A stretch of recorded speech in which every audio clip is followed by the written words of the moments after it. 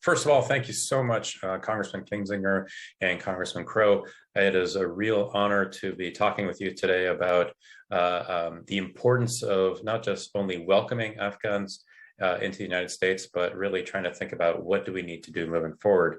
And let me just start with a big congratulations because as the National Immigration Forum, we are thrilled to be honoring you this year with our Courage to Lead Awards for the bipartisan efforts that you made for well over a year to improve the Afghan Special Immigrant Visa Program, but also just your leadership on these and other immigration issues writ large. So again, thank you so much. We really, really, really appreciate it. Yeah, of course. Thanks. I thought I would start first with a kind of a personal question, if you don't mind, Dan, because both of you served in Afghanistan over the, before you became members of Congress. And so I wanted to ask if you wouldn't mind kind of reflecting on that service, but also what did you see in the Afghan people when you were serving overseas?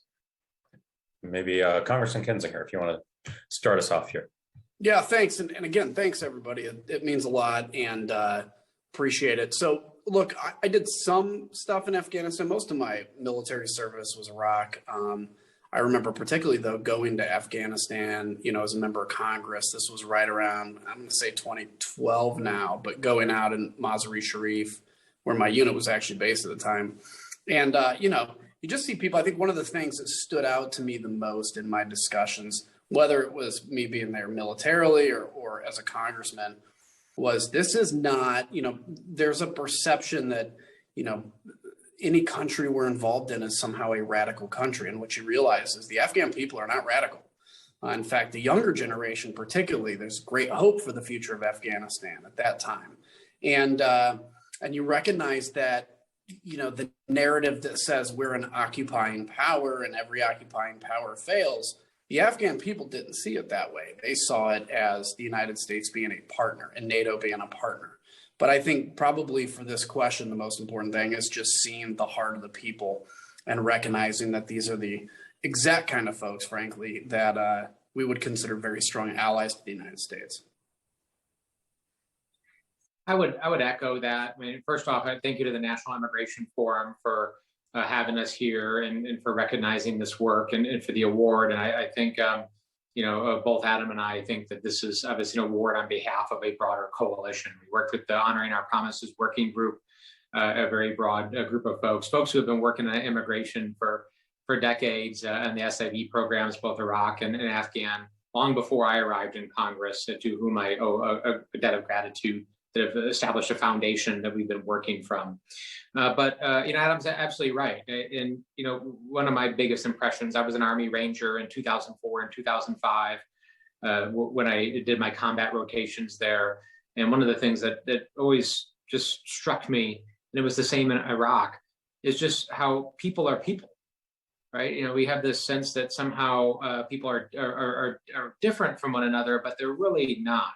I mean, the Afghans that I worked with and lived with and fought with really could be no different from my neighbor that I live across from right now, with the same hopes and dreams and aspirations and desire to have education and clean drinking water for their children, a hope for freedom and democracy. And that was very strong. It was a very strong response from me during both my rotations there. And that's why, I believed and continue to believe in this project of helping to bring some of that freedom and, that peace to Afghanistan. Now, I mean, it did not end the way anybody wanted it to. There's no doubt about it. And I am personally conflicted because on one hand, I believe very strongly and still do in President Biden's decision to end our combat operations there. I think after 20 years, there was no way to win this militarily. And yet I didn't think that we would see a collapse in the way that we did. And my heart continues to break over that. And just thinking about the people that I knew and that I worked with and that I fought so hard and the very difficult position they're in right now. So we're trying to struggle to figure out the path forward. So take me a little bit through, the months of May, June, July, and then when we get to the evacuation itself in August. I have to imagine that both of you personally in your offices and your colleagues were getting some pretty frantic phone calls. So how did that make you feel, kind of given your experience? And then what did you feel like was your responsibility as a policymaker, much less as a person who's deeply trusted by the American public, that understands the issues in Afghanistan, but why we need to, really take a courageous step forward and welcome these families? So, Congressman Crow, if you want to start there. Sure. Well, when the president announced the decision to end combat operations and withdraw our combat forces in April, Adam and a broader group, a bipartisan group in Congress, came together and immediately formed the Honoring Our Promises working group and started to beat the drums and yell from the rooftops, anything we could do to create some pressure and to let the administration know that there was broad bipartisan support for an expansive evacuation. I think many of us who have served there and have paid attention to Afghanistan over the last few decades understand that a collapse was very possible. Now, it may not have been likely, but it was possible that there would be a collapse, and that once that occurred, we'd be in a very, very difficult position in honoring that promises that we made to our Afghan partners. Now, on a personal level, both Adam and I and so many others that have served there feel like we have a personal obligation to people that literally helped save our lives in some cases, without whom I may not be here today talking to you if it hadn't been for their service and for them serving shoulder to shoulder. So there's a personal component there for me, as well as a policy one. On the policy side, it's a very clear national security case. And for me, that is that America is strong, not just because of our fighter wings and our aircraft carrier battle groups. We are strongest and at our best when we lead with partners. And one of the things that distinguishes us from some of our adversaries is that we have friends, and they don't. But to have friends, you need to be a friend. And if we don't stick by our friends and people that serve with us at great personal risk, it's going to be very hard for us to have friends in the future. So there's a very clear, compelling national security and moral case to be made for honoring the promise and getting our Afghan partners out of that country and bringing them and their family to safety. Yeah, Jason's fully right. And I think to quickly add to the final point there that he made, which is, if you look at Vietnam, we left. You look at Afghanistan, we left. Iraq, I think, will end up being a much different story, I hope. But there's inevitably going to be another time when we have to introduce troops somewhere to defend this country. Hopefully it's not soon, maybe later.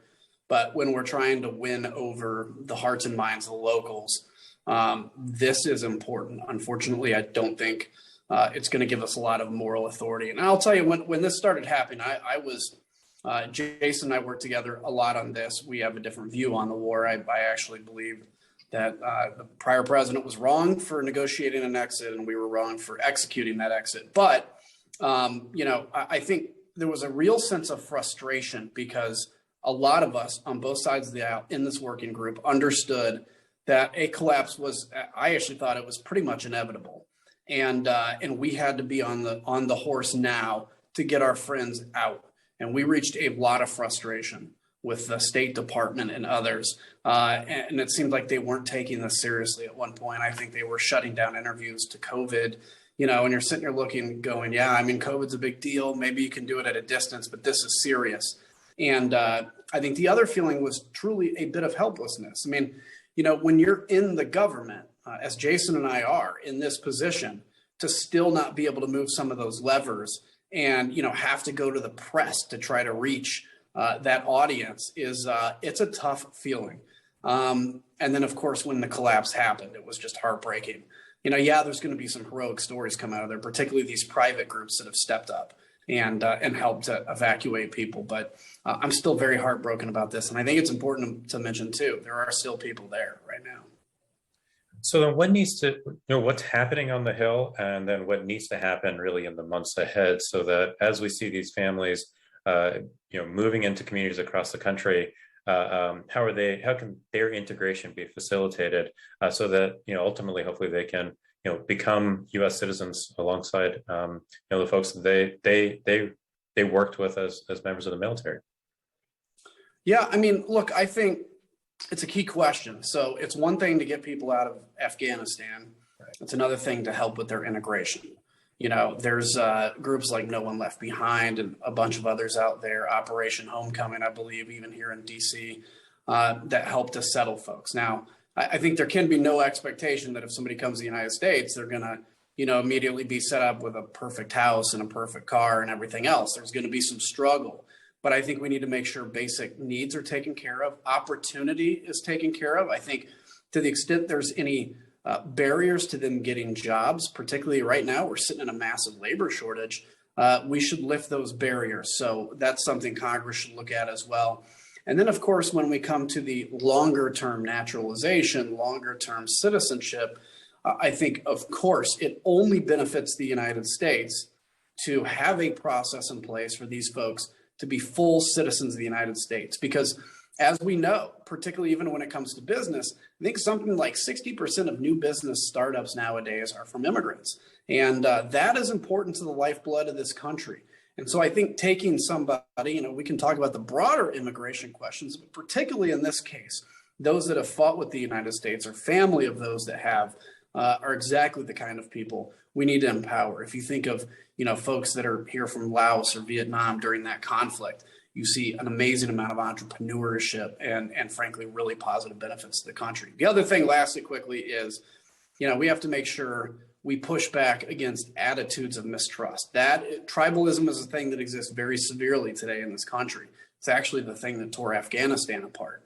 That is what we have to guard against.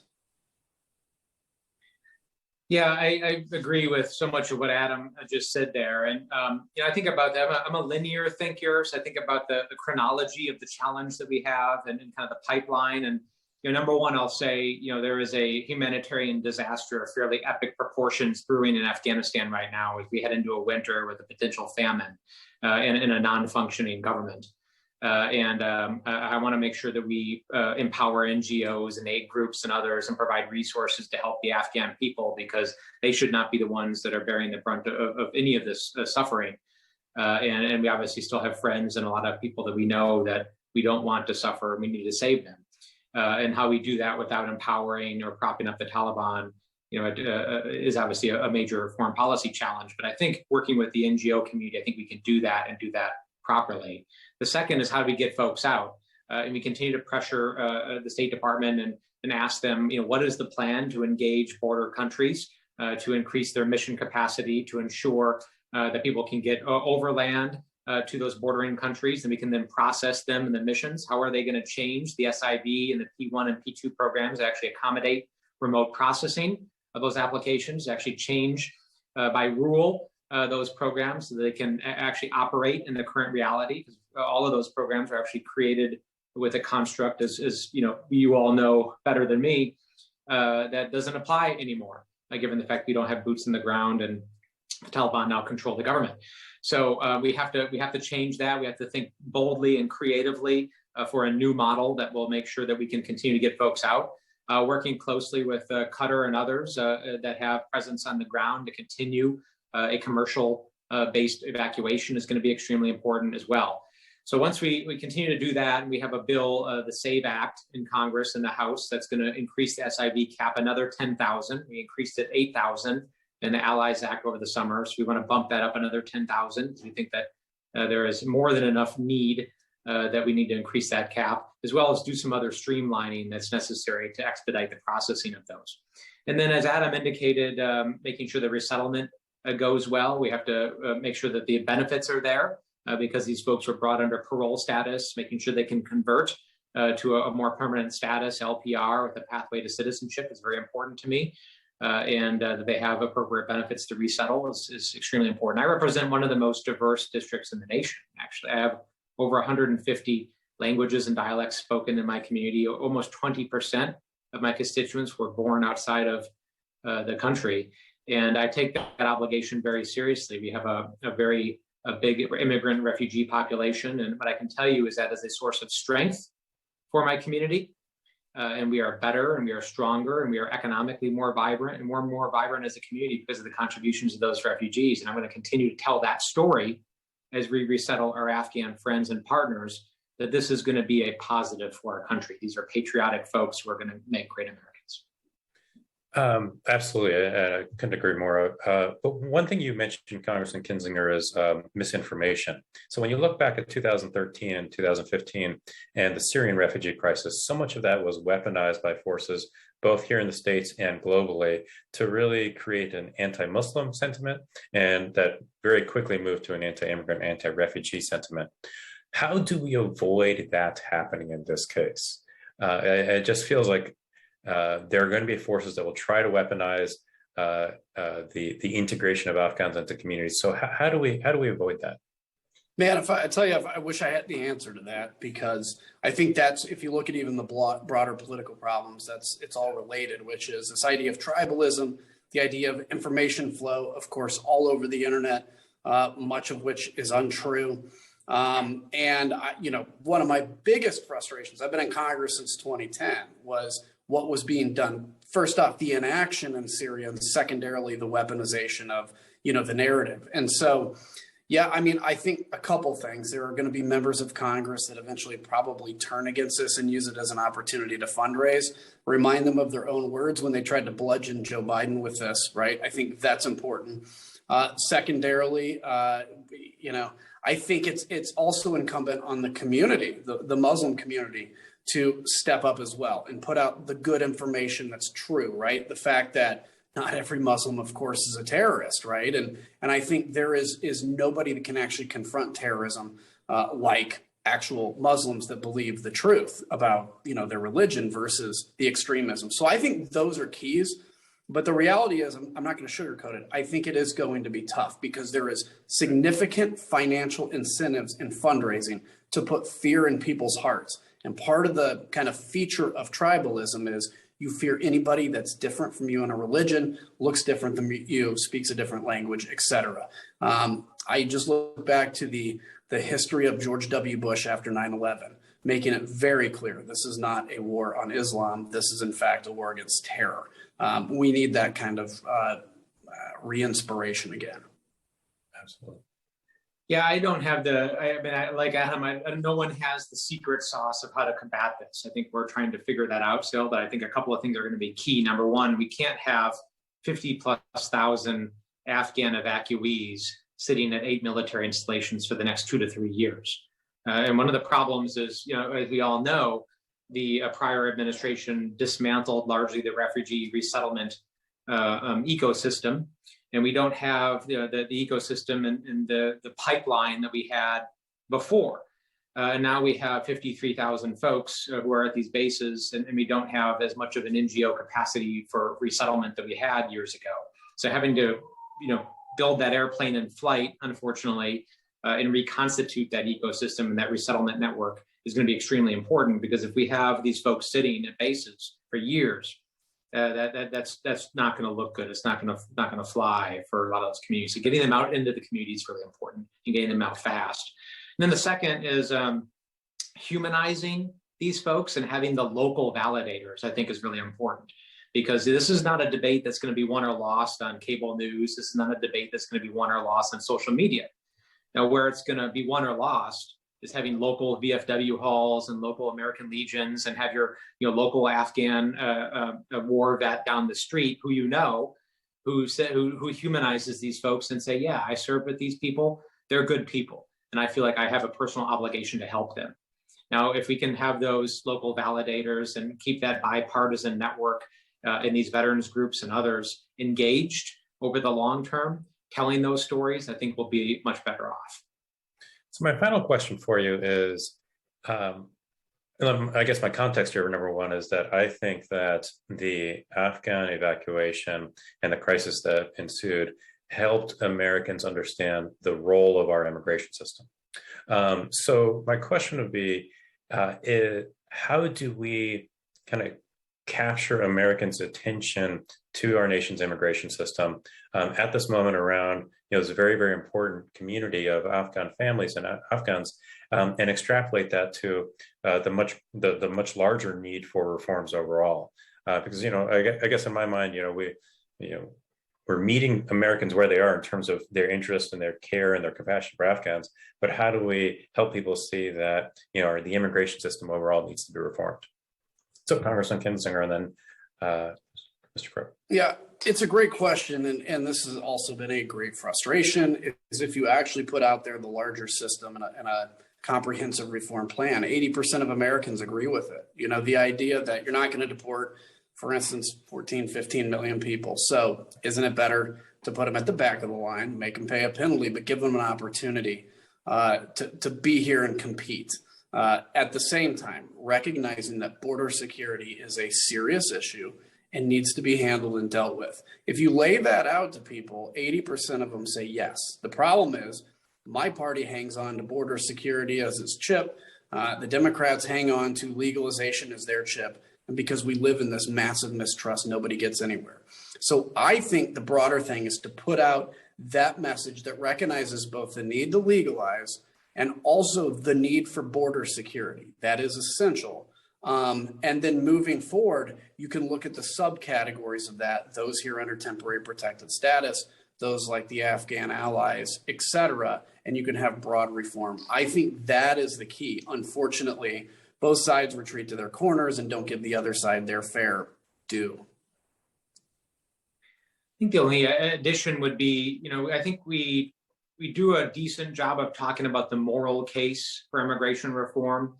And that tends to be where most of the discussion occurs around the moral issue. And that should be enough. I mean, I think there's a pretty wide agreement for a lot of folks that that moral case alone is a strong case for comprehensive reform. But where we lose folks and what we don't do as good of a job is talking about the economic case. That there is a huge economic opportunity for small business development to grow our economy, actually make our economy more competitive vis-a-vis the international economy and some of our economic competitors through immigration, through smart, tailored immigration reform. And I don't think we talk about that enough. So I think that's going to be a huge component of the discussion and something that we need to amplify more. But certainly localizing this is important and talking about and humanizing who these immigrants and refugees are is just so key, because we talk about this as 21-point policy papers or white papers. We just talk about numbers. People always talk about numbers, like what's the refugee cap going to be? What are the numbers this year? What were the numbers last year? And when you talk about things like that, you just lose people. They're just not going to engage. So talking about who it is we're talking about and telling the stories of these Afghan interpreters and translators, or people that have been fighting for justice, or the journalists, or the young women who've been going to school and have known nothing but freedom and prosperity or freedom and education the last 2 decades, and now are living under Taliban rule. Telling that story, I think, comes at it from a different angle that sometimes breaks through in a more effective way. Well, I got to, again, thank you so much, Congressman Kinzinger and Congressman Crow. Thank you very much for your bipartisan leadership in support of Afghans who have been evacuated from the country, for your support of immigration reform. And, as a National Immigration Forum, we really cherish your leadership, but I also just have to say your respective staffs have been fantastic to work with. So thank you. We look forward to working with you more in the future. Yeah, sounds great. Thank you very much. Yeah, thanks so much. Enjoyed it. Appreciate it very much. Thank you.